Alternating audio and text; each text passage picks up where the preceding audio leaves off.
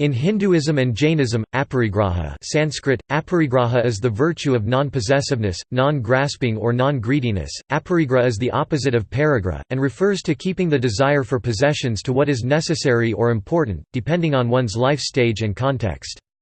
The precept of aparigraha is a self-restraint temperance from the type of greed and avarice where one's own material gain or happiness comes by hurting, killing or destroying other human beings, life forms or nature. Aparigraha is related to and in part a motivator of dana proper charity, both from givers and receivers' perspective. Etymology and meaning. Aparigraha is a compound in Sanskrit, made of a and paragraph. The prefix a means non, so aparigraha is the opposite of paragraph. So aparigraha is speech and actions that oppose and negate paragraha. The word paragrapha means to amass, to crave, to seek, to seize, and to receive or accept material possessions or gifts from others. The word also includes the idea of doing good with the expectation of benefit or reward, not just for the sake of merely doing good. Paragraha includes the results as well as the intent, in other words, it means the attitudes of craving, possessiveness, and hoarding, but also the things that have been acquired because of those attitudes. The concept of aparigraha as one of the means to liberate the soul from the cycle of birth and death was first laid down by first Tirthankara in Jainism, Rishabdeva. Monier Williams states that the word Aparigraha has roots in the Vedic texts as well, referring to fencing an altar, enclosing something, assuming or putting on a dress or receiving something.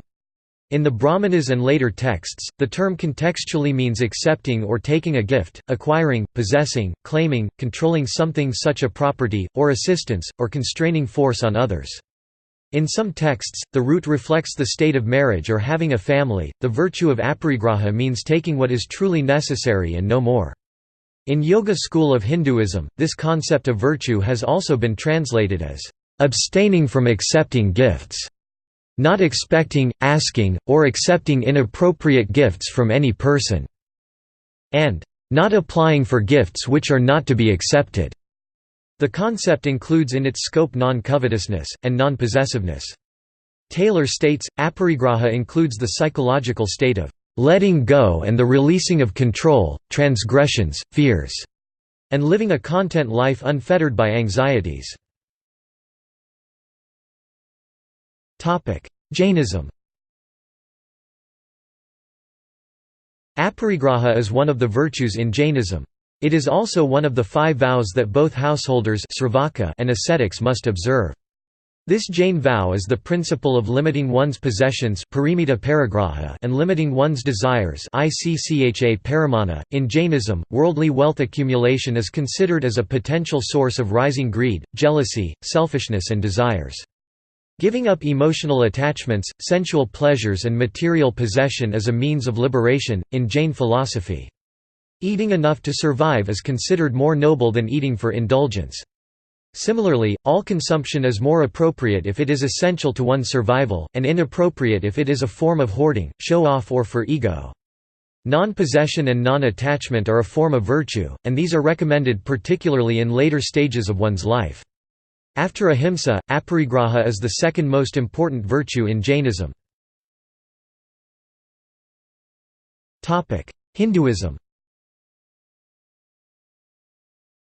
In the Yoga Sutras 2.30, aparigraha is listed as the 5th yamas or code of self-restraint, after with ahimsa non-violence, satya non-falsehoods, truthfulness, asteya not stealing, and brahmacharya sexual chastity in one's feelings and actions. Ahimsa satyastya brahmacharyaparigraha yama non-violence, non-falsehood, non-stealing, non-cheating, celibacy, chastity, and non-possessiveness are the 5 yamas. 30 Aparigraha is thus one of the 5 essential restraints yamas, the don'ts, in Hinduism, that with 5 essential practices niyamas, the dos, are suggested for right, virtuous, enlightened living. While Yoga Sutras distills the 10 yamas and niyamas, these virtues appear, in various discussions, in Vedic texts. It is part of ethical theory in Hinduism. James Wood states, aparigraha is the virtue of abstaining from appropriating objects because one understands the disadvantages in acquiring them, keeping them, losing them, being attached to them, or in harming them. Patanjali suggests that greed and coveting material wealth increases greed and possessiveness, a cycle that distracts from good reasons for activity that should motivate a person, and ultimately to a state where a person seeks material wealth without effort and by harming, hurting or impoverishing someone else, or some living creature. Yoga Sutras Sutra 2.39 states, Aparigrahasthari Janmakathanasambodha, with constancy of aparigraha, a spiritual illumination of the how and why of motives and birth emerges. 39 Restraint from possessiveness and greed, or aparigraha, leads one away from harmful and injurious greed, refraining from harming others, and towards the spiritual state of good activity and understanding one's motives and origins. The virtue of non-coveting, non-possessing is a means of sadhana, path of spiritual existence. In outer world, aparigraha manifests as non-possessiveness with simple living, while in psychological terms, it is a state of non-attachment, non-craving and one that envelops the sense of contentment. Related terms. The virtue of aparigraha is sometimes referred by other terms such as alobha or agrodnu, which all mean, refrain from avarice, avoid accepting and craving for gifts, and restrain from excessive greed. For example, Max Muller translates the first hymn of Isha Upanishad as the precept, "Do not covet the wealth of any man." The "do not covet" and "do not accept" virtue precept also appears in verse 8.1.10 of Srimad Bhagavatam. In Shanti Parva and other books of the epic Mahabharata, non-covetousness is described as virtue. That person who, always practicing truth and self-restraint and sincerity and compassion and patience and renunciation, becomes devoted to the study of the Vedas, does not covet what belongs to others, and pursues what is good with a singleness of purpose, succeeds in gaining moksha, self-realization, liberation. One should devote oneself to the practice of all these virtues. Similarly, in Book 3 Chapter 2 verse 71 of the Mahabharata, the virtue of alobha is discussed. Book 9, Shalya Parva of the Mahabharata, clarifies that self-earned and proper pursuit of artha, wealth, profit, means of livelihood, is good till it is achieved without sacrificing either dharma, righteousness, morality, ethics, or kama, love, pleasure, emotional contentment.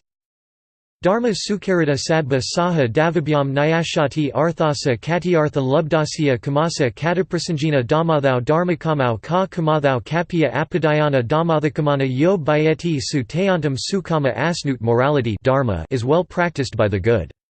Morality, however, is always afflicted by two things, the desire of profit artha entertained by those that covet it, and the desire for pleasure kama cherished by those that are wedded to it. Whoever without afflicting morality and profit, or morality and pleasure, or pleasure and profit, followeth all three, morality, profit and pleasure, always succeeds in obtaining great happiness. In Vaishnava Dharmasastra, in the concluding chapters of a dialogue between Vishnu and Lakshmi, the concept of non-covetousness is extended to not coveting someone's spouse. The Dharmasastra includes aparigraha among virtues such as being friendly towards all creatures, ahimsa, being free from wrath, akrodha, forbearance, being driven by excellence in one's own business, being skilled in related businesses and learning new abilities, being humble before everyone, being positive, being driven by one's duty, among others. Relation to charity and conservation. Some suggest aparigraha implies the concepts of charity and conservation. Taking and wasting more of nature, or from others, is inconsistent with the ethical precept of aparigraha. Scholars suggest aparigraha allies with ideas that inspire environmental and ecological sustainability. Aparigraha suggests the reduction of waste and adds a spiritual dimension to preventing destructive consumption of ecosystems and nature. Difference from asteya. Asteya is also one of the 5 vows taken by Jain ascetic monks to attain liberation.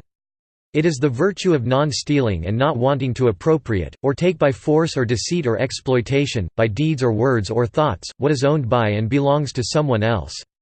Aparigraha, in contrast, is the virtue of non-possessiveness and non-clinging to one's own property, non-accepting any gifts or particularly improper gifts offered by others, and of non-avarice, non-craving in the motivation of one's deeds, words and thoughts.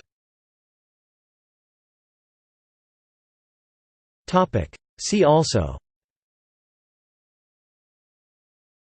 Ahimsa, Asteya, Brahmacharya, moderation, Niyamas, Satya, virtue, Yamas. References. Further reading. Glay Snap, Helmuth von 1999, Jainism, An Indian Religion of Salvation, Delhi, Motilal Banarsidass, ISBN 81-208-1376-6.